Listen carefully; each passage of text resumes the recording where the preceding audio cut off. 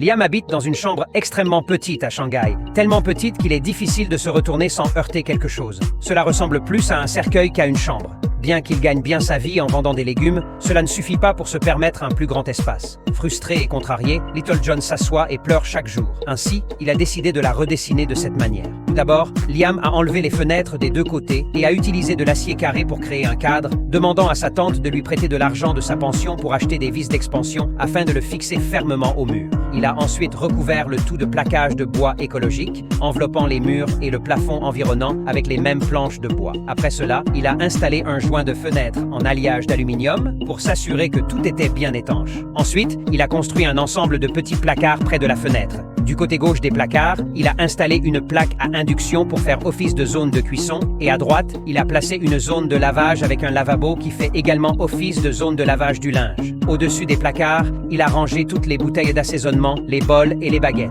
À côté, il a fabriqué un placard miroir et ajouté des bandes lumineuses au-dessus et en dessous pour améliorer l'esthétique. Il a étendu l'installation à droite pour créer une table qui sert à la fois d'espace de travail et de table à manger. Sous cette table, il a installé une laveuse et une sécheuse où il pouvait laver de grands articles de sous-vêtements et toutes les chaussettes malodorantes, gardant tout frais au quotidien. Liam a ensuite réalisé une grande armoire du côté droit de la porte, installant des stratifiés à l'intérieur pour diviser les espaces. Il l'a utilisé pour stocker des draps et des literies hors saison, avec un espace en dessous pour suspendre les vêtements quotidiens de grande taille. La grille inférieure sert de rangement pour quelques romans, utilisant efficacement l'espace disponible. Après avoir ouvert la porte, Liam a enlevé le plancher en bois et enterré les tuyaux d'égout, puis a entouré la zone de granit. Il a creusé un peu de terre en bas pour remplir cet espace, créant un petit jardin. Cela lui a non seulement permis d'économiser de l'argent, mais aussi de promouvoir une alimentation saine. Il a installé une couverture de drain au-dessus et monté une pomme de douche sur la porte, avec l'interrupteur sur le côté. Cette installation lui permettait de prendre une douche rafraîchissante dès son retour à la maison chaque jour et il pouvait également utiliser les toilettes ici.